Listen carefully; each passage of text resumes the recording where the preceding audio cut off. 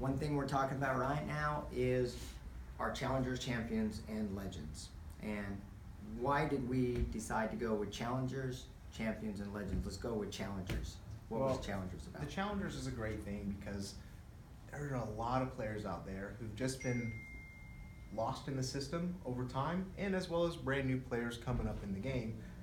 But the common denominator with all these players is they've never won a paintball tournament. The ones who've been playing 10 plus years, and obviously the ones who are brand new. Now,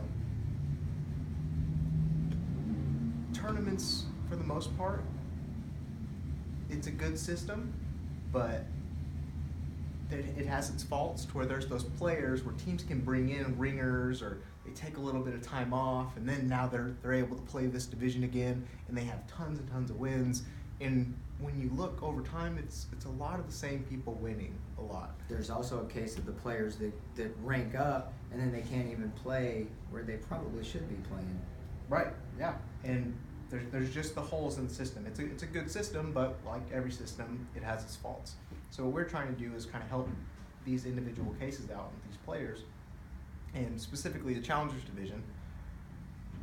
It sets an even playing field for all of these players. Every single person who steps on that field they're going to be playing against have also never won a tournament. Yeah, maybe they played D4, maybe this team played D5, but it's all even because nobody's ever won. And everybody who's played paintball, sports in general, they know winning's hard, especially when you're playing against people who maybe are pretty good at it and they have experience. So in this Challengers Division, nobody has that experience of winning, but at the end of the day, there will be 3 new people who get that experience and have won a paintball tournament. So those players will not be able to come back to the next event. Right. They have to bump up. Then they're playing the Champions Division, and that's what the Champions Division is essentially made of, or all these people who've won this one event here, maybe one event somewhere around there. Up to 5 events. You could have taken first place up to 5 times, but that's the max. Yeah, 1 to 5. But the 5 cap gets rid of these players who have a ton of wins and have strung together these long series championships over years and come back, and they're not there. The Champions Division is just going to be made up of players who have been able to put that one win together, or from winning the Challengers Division and bumping up. And so it's going to be a really good bracket or division. Like, you're going to be proud of winning that thing. Yeah, everyone there is going to be a good player, but you're not going to feel like you're overwhelmed. There's going to be players there that have played high up in divisions, but anyone can play high up in a division. Doesn't mean you can do good. Right. And then another thing was that it allows players who aren't playing up, who moved on from maybe their high school buddies, and then they want to play with their buddies again, but they can't really bring their buddy up to play at, wherever they're playing, national or whatnot. This allows them to call them and say, hey, Johnny, come play this event with me. Let's go have fun like the good old days. Exactly. And get out there and win.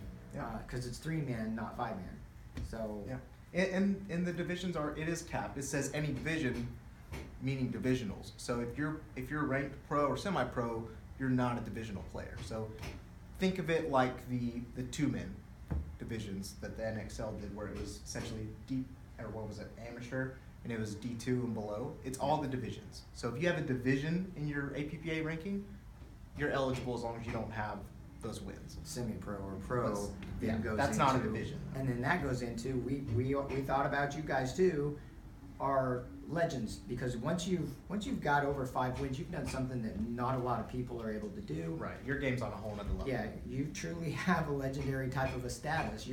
That's what people, all of us paintball players, want to be like you. We've won a lot. So then we created the legends bracket. But to keep it fair and even, we want 1 pro, because this is another thing. Semi-pros and pros alike have said, I can't play in Texas because there's nowhere for me to play. Yeah. So we created this. And so essentially everyone, all the different pros and semi-pro players, get to build themselves a nice little 3-man team, and with an okay turnout, they're going to make a good profit. More profit than really you can make anywhere playing paintball. That's for sure. Definitely a lot of cash prizes, because 100% of the entry fee is going to go to the cash prize. Yeah. So it breaks down to where you're definitely going to make some money. It's also a great way for divisional players wanting to come up, and they have aspirations to play pro. here's your chance. Go talk to your local pro. Try to get him to come play, and y'all play together. One, you get to see how he plays and thinks on the field, in the pits, communicating with him and his decision making. You get hands-on attention there, and you get to play against high-level players as well as players like yourself. It's not going to be straight across the board because they can't stack it. Nobody can stack a team with all pros or all semi-pros. They only get one good guy, and then the rest of them have to be divisionals. So it's still pretty fair across the board. You just go figure out who you have a good connection with and put together a nice little team. You'll be surprised what you learn, who you're able to shoot on the field, and it's going to be a good experience. And you're going to love the prizes you go home with, that's for sure. Yeah, that's one other thing, like 3-man versus 5-man. So the reason we went with 3-man versus 5-man, because you could throw together a 3-man team. I could call a couple of buddies and we get out there and we do good. Most 5-man teams are made up of a core of like the main 3, right? And then you know it's like, okay, well us guys are really, really good together, and we need a couple. It's really hard to put a group of 5 guys together and then work like a hand, actually doing it right.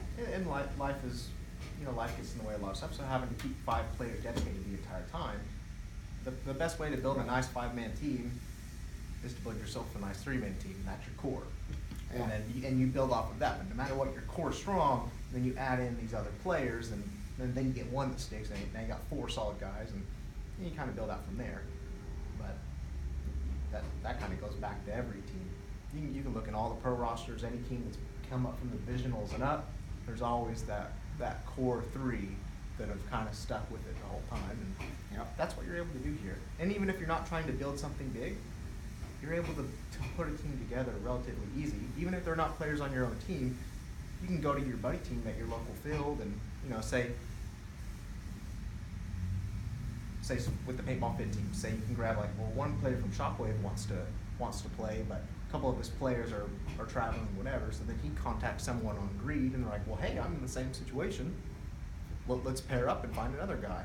And then calls over on Apex or Renegades or any of them, and you can build teams between that. It doesn't matter. We're not building long-term serious points. We're having fun and winning prizes. We're playing paintball for the reason you started playing in the first place. Let's get out there, kick some ass, and shoot people in the face. Exactly. That's what we're doing. It's an event, and it's going to be a lot of fun, and a lot of people are going to walk away with prizes, and it's... Yeah, we're excited about 2018. I hope you guys are too. Definitely feel free to call myself or Johnny. Our information is listed, so we're always here to answer questions, and we hope to see you out at Paintball Fit soon.